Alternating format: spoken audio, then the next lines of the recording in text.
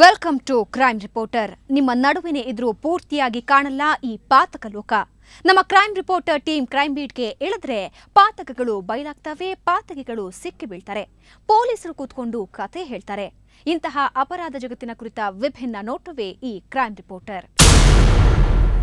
ಕಟ್ಕೊಂಡವಳು ಕೊನೆ ತನಕ, ಇಟ್ಕೊಂಡವಳು ಇರೋ ತನಕ ಅನ್ನೋ ಮಾತಿದೆ. ಆದ್ರೆ ಅವನು ಇಟ್ಕೊಂಡವಳು ಇರೋ ತನಕ ನನಗೆ ಕಟ್ಕೊಂಡವಳು ಬೇಡ ಅಂದಿದ್ದ.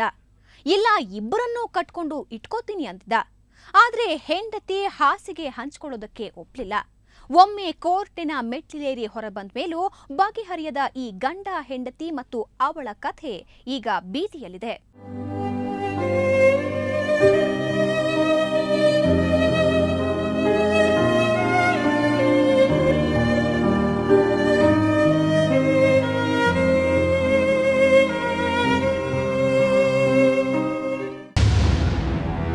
ಇದು ಅಮ್ಮ ಮಕ್ಕಳ ಕೊರಗು.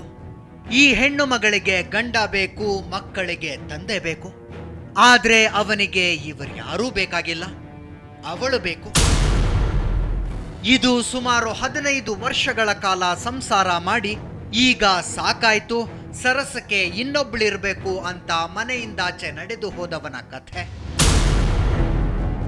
ಇವನ ಹೆಸರು ಅಶೋಕ್ ಕುಮಾರ್. ಶ್ರೀರಂಗಪಟ್ಟಣದಲ್ಲಿ ಸಣ್ಣದೊಂದು ರಟ್ಟಿನ ಫ್ಯಾಕ್ಟರಿ ಇಟ್ಕೊಂಡಿರೋ ಈ ಮಹಾನುಭಾವ ಮನೆ ಬಿಟ್ಟು ಸುಮಾರು 5 ತಿಂಗಳಾಗ್ತಾ ಬಂತು.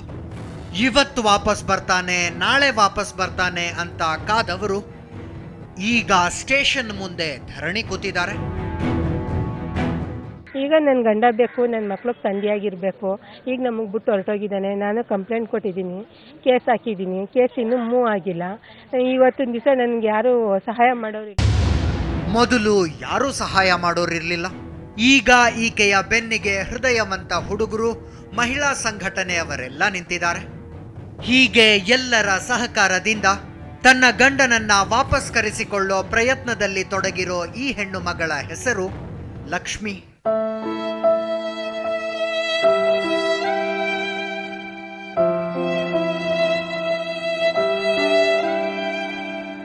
ನ್ಯಾಯ ಬೇಕು ನನಗೆ. ಅಶೋಕ್ ಕುಮಾರ್ ಬೇಕು, ನನ್ನ ಮಕ್ಳಿಗೆ ತಂದೆ ಆಗಿರಬೇಕು, ನನ್ನ ಗಂಡ ಆಗಿರಬೇಕು. ಅವಳಿಗೆ ಬಿಟ್ಬಿಟ್ಟು ಬರಲಿ ನಮ್ಮ ಹತ್ರ. ನ್ಯಾಯ ಬೇಕು ನಮ್ಗಷ್ಟೇ ನಾವು ಕೇಳ್ಕೊತಿರೋದು. ಅವ್ನ ಹಣ ಆಸ್ತಿ ಏನೂ ಕೇಳ್ತಾ ಇಲ್ಲ. ನನಗೆ ಗಂಡ ಬೇಕು ಅಂತ ಕೇಳ್ತಿರೋದು. ಆಗಲೇ 5 ತಿಂಗಳು, ಜನವರಿ 7ನೇ ತಾರೀಕು ದಿವಸ ಹೋಗಿರೋದು. ಇದು ಅವಾಗಲೇ 5 ತಿಂಗಳಾಗ್ತಿದೆ. ಇದುವರೆಗಾಯ್ತು, ಏನೂ ಪತ್ತೆ ಇಲ್ಲ. ನಾಪತ್ತೆಯಾದವನನ್ನ ಪತ್ತೆ ಮಾಡಿ ನನ್ನ ಜೊತೆ ಕಳಿಸ್ಕೊಡಿ ಅಂತ ಪೊಲೀಸರ ಮುಂದೆ ಮೊರೆ ಇಡ್ತಿರೋ ಲಕ್ಷ್ಮಿ ಕೂಡ ಇಲ್ಲಿಗೆ ಸುಮಾರು 18 ವರ್ಷಗಳ ಹಿಂದೆ ಹಿಂಗೆ ಕಾಣೆಯಾಗಿದ್ಲು. ಆವತ್ತು ಈಕೆಯ ಹೆತ್ತವರು ಅದೆಷ್ಟು ಪರದಾಡಿದ್ರು. ಅವರು ಲಕ್ಷ್ಮಿಯ ಹುಡುಕಾಟದಲ್ಲಿದ್ದಾಗಲೇ ಈಕೆ ಧರ್ಮಸ್ಥಳದಲ್ಲಿ ಅಶೋಕ್ ಕುಮಾರನ ಜೊತೆ ಮದುವೆ ಮಾಡಿಕೊಂಡಿದ್ಲು. ನಂತರ ಗಂಡ ಹೆಂಡತಿ ಊರಿಗೆ ವಾಪಸ್ ಬಂದು ನೆಮ್ಮದಿಯಾಗಿ ಜೀವನ ಮಾಡಿಕೊಂಡಿದ್ರು. ಮುದ್ದಾದ ಮಕ್ಕಳು ಹುಟ್ಟುತ್ತಿದ್ದ ಹಾಗೆ ಅಜ್ಜ ಅಜ್ಜಿ ಹಿಂದಿಂದೆಲ್ಲ ಮರೆತು ಮೊಮ್ಮಕ್ಕಳನ್ನ ಮಗಳ ಸಮೇತ ಮನೆ ತುಂಬಿಸ್ಕೊಂಡಿದ್ರು. ಹೀಗೆ ಎಲ್ಲ ಸರಿ ಹೋಯ್ತು ಅಂದ್ಕೊಂಡು ನೆಮ್ಮದಿಯಾಗಿ ಜೀವನ ಮಾಡ್ಕೊಂಡು ಹೋಗೋ ಪರಿಸ್ಥಿತಿ ಮಾತ್ರ ಲಕ್ಷ್ಮಿಗಿರ್ಲಿಲ್ಲ. ಲಕ್ಷ್ಮಿ ಹೆಂಗಸರನ್ನ ಕಂಡ್ರೆ ಹಲ್ಲು ಕಿರೀತಿದ್ದ ಗಂಡನಿಗೆ ಮೂಗುದಾರ ಹಾಕೊಂಡು ಹೋದ್ರು ಆತ ಅಲ್ಲಿ ಇಲ್ಲಿ ಹುಲ್ಲು ಮೇಯೋದನ್ನ ತಪ್ಪಿಸೋದಕ್ಕೆ ಸಾಧ್ಯನೇ ಆಗ್ಲಿಲ್ಲ. ಇದೇ ಫಸ್ಟ್ ಅಲ್ಲ, ಭಾಗ್ಯ ಅನ್ನೋ ಹುಡುಗಿ ಜೊತೆಲಿ ಒಬ್ಬಳ ಜೊತೆಲಿ ಅವನು ಅನೈತಿಕ ಸಂಬಂಧವನ್ನ ಇಟ್ಕೊಂಡಿಲ್ಲ. ಇದೇ ರೀತಿ ಈ ಹಿಂದೆ 4 ಜನ ಹೆಣ್ಮಕ್ಳ ಜೊತೆಲಿ ಅನೈತಿಕ ಸಂಬಂಧವನ್ನ ಇಟ್ಕೊಂಡಿದ್ದ ಅವನು. ಲವ್ ಮಾಡೋದು ಬಿಟ್ಬಿಡೋದು, ಲವ್ ಮಾಡೋದು ಬಿಡೋದು, ಈ ಥರ 18 ವರ್ಷದಿಂದ ಈಚೆಗೆ 4-5 ಜನ ಜೊತೆಲಿ ಅನೈತಿಕ ಸಂಬಂಧನ ಇಟ್ಕೊಂಡು ಎಲ್ಲಾ ಹೆಣ್ಮಕ್ಳುಗಳಿಗೂ ಮೋಸ ಮಾಡ್ಕೊಂಡು ಬಂದಿದ್ದಾನೆ. ಬೇರೆಲ್ಲರಿಗಿಂತ ದೊಡ್ಡ ಮೋಸ ಆಗಿದ್ದು ಈ ಲಕ್ಷ್ಮಿಗೆ. ಈಕೆ ಅಶೋಕ್ ಕುಮಾರನ್ನೇ ನಂಬಿಕೊಂಡು ಹೆತ್ತವರನ್ನು ಬಿಟ್ಟು ಬಂದು ಆತನ ಮಕ್ಕಳಿಗೆ ತಾಯಿಯಾದ ಹೆಣ್ಣುಮಗಳು. ಹಂಗೂ ಹಿಂಗೂ ಇಷ್ಟು ದಿನ ಗಂಡನ್ನ ಜೋಪಾನ ಮಾಡಿಕೊಂಡು ಬಂದಿದ್ಲು.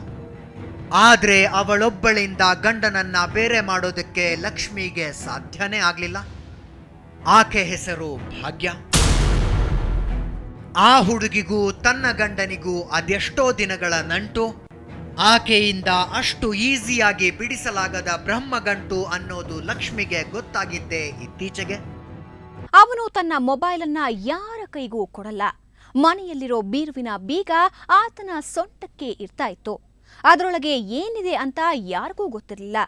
ಆದ್ರೆ ಅವನು ಮಾತ್ರ ಆಗಾಗ ಬೀಗ ಆಡಿಸಿ ಬಾಗಿಲು ತೆಗೆದು ಖುಷಿ ಪಡ್ತಾ ಇದ್ದ. ಆದ್ರೆ ಅದರಲ್ಲೇನಿದೆ ಅನ್ನೋದನ್ನ ನೋಡೋ ಗೋಜಿಗೆ ಅವಳು ಹೋಗಿರ್ಲಿಲ್ಲ. ಆದ್ರೆ ಅವತ್ತು ಕಡೆಗೂ ಆ ನಿಗೂಢವನ್ನ ಭೇದಿಸಿಬಿಟ್ಲು. ಅಲ್ಲಿ ತೆರೆದುಕೊಂಡದ್ದು ಪರನಾರಿ ವಲ್ಲಭನ ಪ್ರಣಯ ಪ್ರಸಂಗ. ಅದರ ಬಗ್ಗೆ ಒಂದು ಬ್ರೇಕ್ನ ನಂತರ ಹೇಳ್ತೀವಿ.